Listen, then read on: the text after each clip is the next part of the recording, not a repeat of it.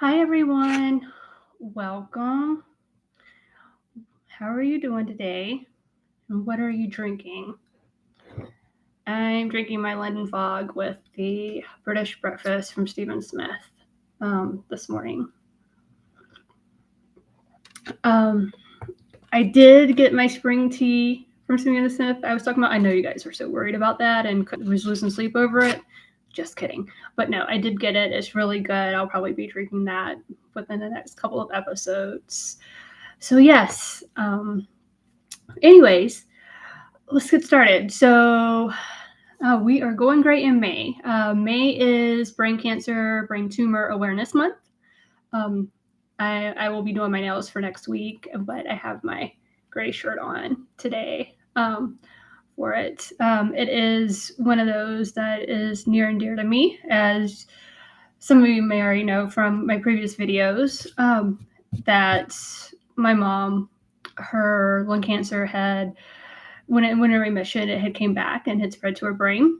She had 2 tumors, one right here in the of her lobe and one right here above her ear. This one was about the size of a quarter. This one was about the size of a dime. Interesting enough, her Yorkie that she had at the time had actually sniffed them out. Every time my mom would hold her up, I have Bentley in my lap right here, but every time my mom would hold her up, she would sniff like right there, or sometimes like a shower on the side, she would sniff right here. So it was really interesting.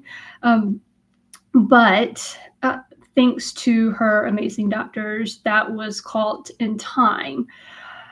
Interesting enough, when my mom had went in for a checkup after she went in remission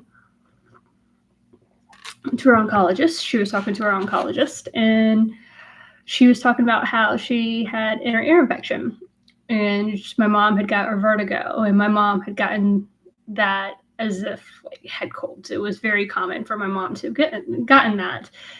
And I could see the concerned look on her oncologist's face when she said that. So her being the amazing oncologist that she is, she did her due diligence and started having my mom do MRIs, as that, with lung cancer, one of the places it can come back is either in your brain or in your bones. So she started doing MRIs. Well, her MRIs, her first one was clear. I think it was her second one that she had after that. Literally, she had it one morning, not even like later that day. Her oncologist called, and we had an appointment first thing with him the next morning at 8:00. And that's when we had found out that it had came back and spread to her brain. He was amazing. He had already discussed it with the with a neurosurgeon who specializes in brain tumors, and they had a plan to get together. All my mom had to decide was whether she wanted pinpoint radiation or whole point radiation. And so what that did, she was actually put in a study at the time, with your brain tumors, because in your brain it's so small, they when they go in to resect the tumors, the cells are so small, they may lose some and they may go deeper into your brain, wherever that, and then in turn that could cause them to possibly redevelop another tumor in your brain where it's not even operable, or in your brain. Things may have changed by this point. This was back in 2006 when this was going on, 2007.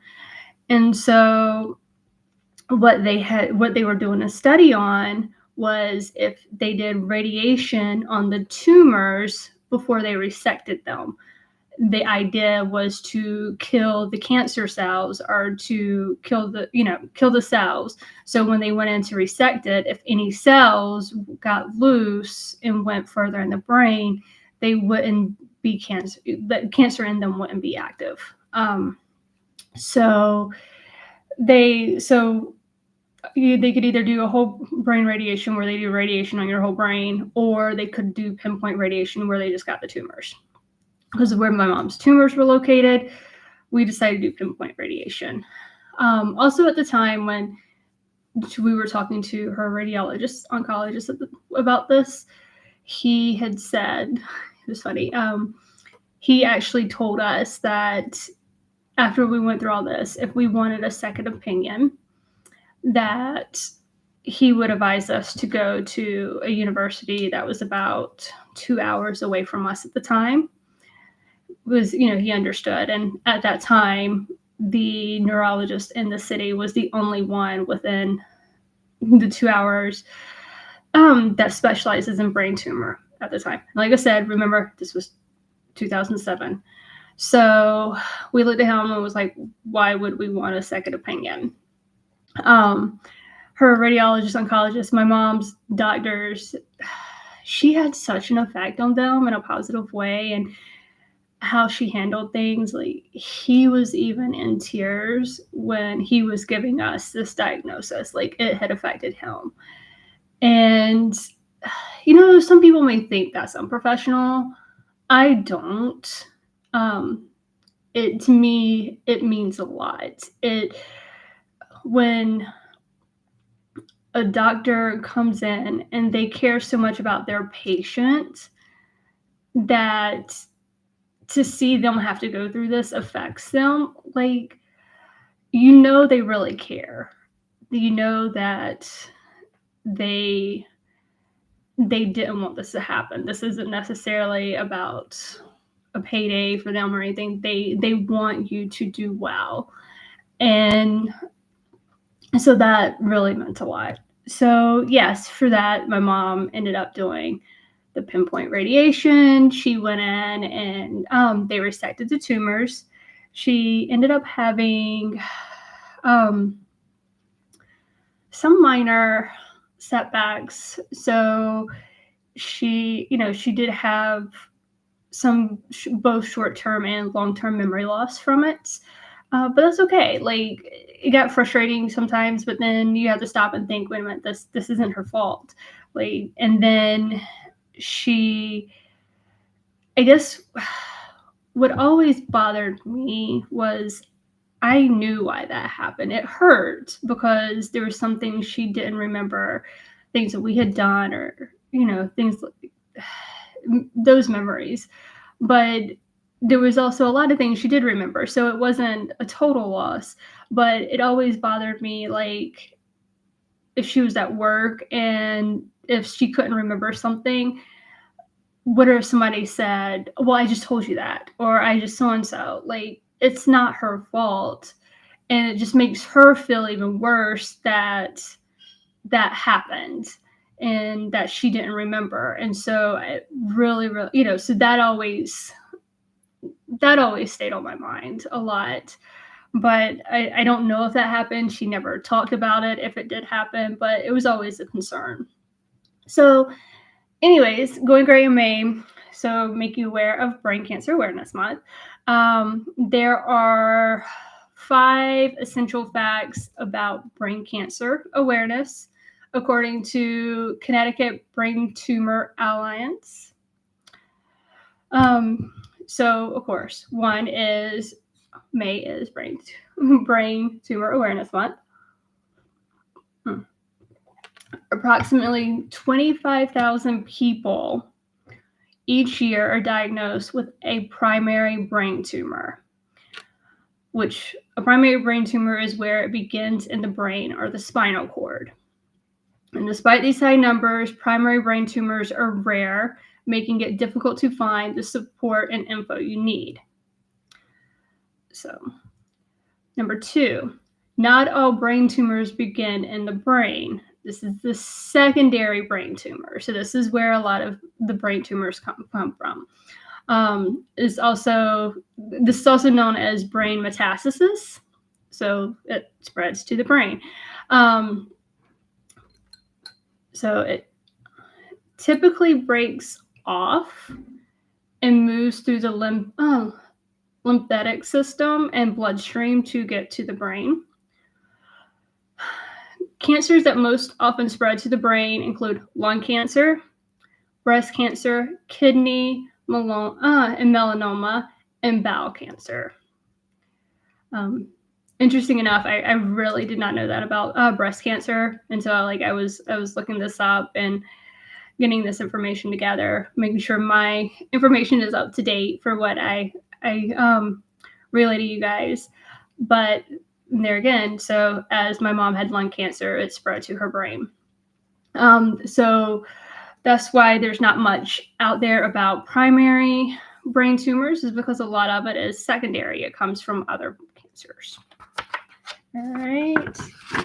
Number 3, brain cancer can affect any age group.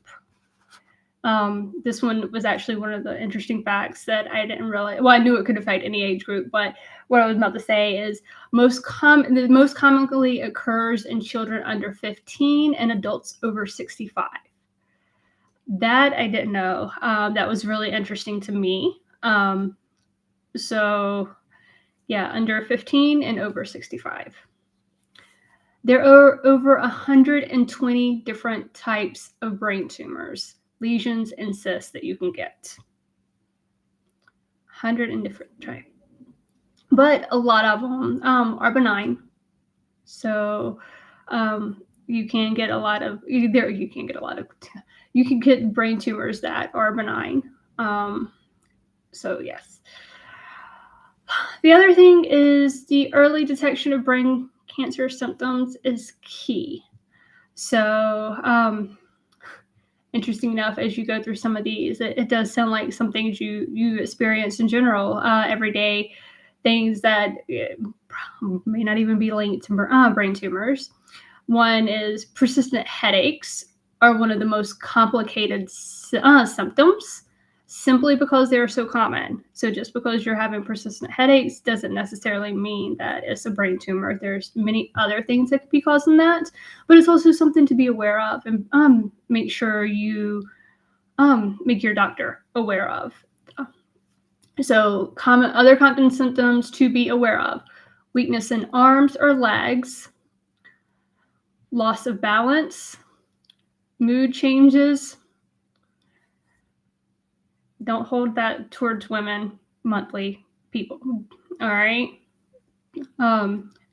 Major personality changes, nausea and vomiting, drowsiness, irritability. Again, don't hold that towards women monthly. Cognitive issues like trouble thinking and remembering. So, I mean, that, to me, I personally, I'm not saying this is just me personally, I feel that's another one of those that stress can do a lot of that. If you have a lot going on, that can develop that. So to me, I feel like that would also be a complicated symptom as well. So yes. So those, like I said, I mean, a lot of us experience these things for general reasons. So nothing to get too concerned over. Just if there are things that continue to happen, just make sure that you make your doctor aware of it, that these are going on. So they can take the appropriate steps, MRIs, CTs if need to be. Okay. Also too, please, like, people who may be experiencing some of these things, or if they've been open about having brain tumors, please be understanding, be patient, be compassionate.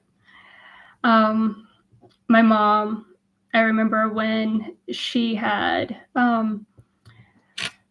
she lost her job when she was going through her original diagnosis. To no fault of hers, the company closed down this apartment to satisfy a class action lawsuit from another company they bought. And she she went through all this. Her boss from that company had went to work at another company and found out my mom still hadn't gotten a job, and she hired my mom. And there was a guy that worked on their floor that had brain cancer. He had tumors. He was going through. They were inoperable, and my mom found out about this, and so my mom, because she went through it, went over and started talking to him, and she said that he had Post-it notes all over his desk, like all over his computer and everything, just to help him remember things. And she started talking to him, and it made this guy feel so good and understood, because my mom understood what he was going through. His friends and family didn't quite get what he was going through, but because my mom had been through it, she understood. And interesting enough, he had the same oncologist that my mom did. And when he told my mom that, my mom was like, "Oh, I'm not worried about you. You're in like the best hands." And it just made him feel better. And my mom, having my mom there with him helped him so much. And it helped my mom too, because she knew she could help somebody and be there for somebody. Because she didn't have that person to understand what she was going through. So he did, so to be that for someone else helped my mom so much. So they were helping each other. So yes, please, when people, be understanding, be patient. It's, imagine if you couldn't remember something, like, used